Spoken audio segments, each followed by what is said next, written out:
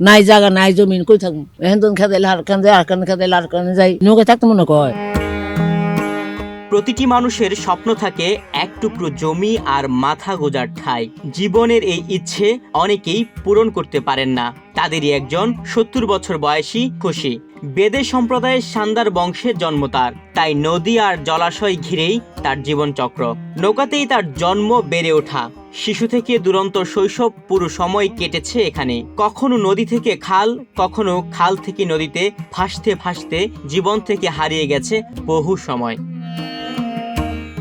বিয়ের পর মেয়েদের স্থায়ী ঘর হলেও খুশির কপালে তার হলো না। শুধুমাত্র নৌকা বদলেছে, ভাগ্যের আর পরিবর্তন হয়নি। বিয়ের মধ্য দিয়ে আশ্রয় হয়েছে স্বামীর ঘর, অর্থাৎ ভিন্ন নৌকায়। তবে ১৩ ফুট দৈর্ঘ্য আর ৫ ফুট প্রস্থের নৌকাতে সাজানো গোছানো সংসার নিয়েই খুশি তিনি। ছেলেপুতলা আছে, খাতা বালিশ আছে, আর কি আছে? আর কিছু নেই। আর আমি আছি, আর কিছু নেই। আর আমার উড়াকে আল্লাহ আছে। বিয়ের পর এক নৌকাতেই জীবনের ৫০ বছর পার করেছেন খুশি। এই নৌকাই তার স্থায়ী আবাসন। নৌকাকে ঘিরেই তার জীবন চক্র। এই নৌকাতেই এক সন্তানের মা হয়েছেন তিনি। ইস্তামা যাইব গা আবার ফিরা বাইক নিয়ে চিরা আবার হয়ে নিয়ে যাই তো দৌড় লাগতো না বাবা।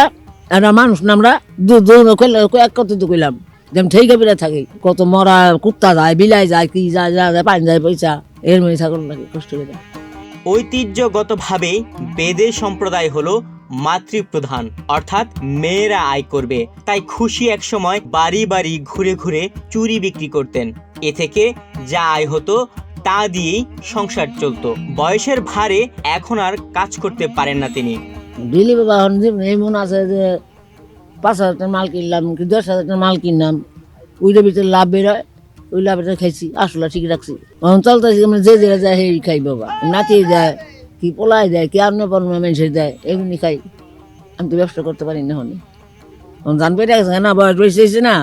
টঙ্গীর তুরাগ নদীর দূষিত পানির গন্ধে যখন নাক চেপে ধরতে হয়, আবার অনেকের অস্বস্তি বোধ। সে ময়লা আবর্জনা আর দূষিত পানির সাথে জীবন মিশে গেছে খুশিদের। ময়লা পানির গন্ধ তাদের বিরক্ত করে তোলে না। তবে জীবনের শেষ সময়ে নৌকায় থাকা অনেকটা অভিশাপ মনে করেন তিনি। বাড়ি ঘর নাই, কিছু নাই, এখন ঠেকে বেড়ে জান কি এমন থাকি আবর্জনার ভিতরে। এখন বাড়া লাল থাকুন লাগে বাবা, খারাপ রইল থাকুন লাগে, এখন তো ঠেকে থাকুন লাগে বাজার। নাই জায়গা নাই জমিন কই থাকুন, ওই ঠেকাতেও থাকি। কার মনে কয় যে আমি থাকি, অনেক নৌকায় থাকে কেউ। বাড়ি করে লাগানোর সুবিধা আছে কোনো? বাড়ি নেই কোনো, কই যাবো? এখন তো খেতে আর কান যায় আর কান খেতে আর কানে যাই, এরকমই করি। তুরাগের দুই পাশে বড় বড় ভবনের ফ্ল্যাটে থাকা মানুষের হাজারটা অভিযোগ থাকলেও খুশিদের কোনো অভিযোগ অনুযোগ বাড়তি চাওয়া পাওয়া নেই। শেষ ইচ্ছে হলো মাথা গুজার জন্য এক চিলতে জমি, সেখানে শান্তিতে কাটাতে চান শেষ সময়টুকু। রাষ্ট্রের কাছে নদী ভাষা এই নারীর এখন একমাত্র চাওয়া। দিলে সে যাম বাবা, না দিলে এই নৌকায় থাকতে মনে কয় ঠিক থাকি না বাবা, ঠিক থাকি। এই যে পানির কষ্ট, এই যে এরকম জায়গায় মানুষ থাকে দেখে না, মানে কি করবো ঠিক বেড়ে এই যাগুন লাগে। বাড়িঘর থাকলে বা বাড়িঘরে উঠতাম, শান্তি থাকতাম। নাই বাড়ি নাই ঘর, কই থাকুন? ওই যে নৌকায় এখন বাড়িঘর।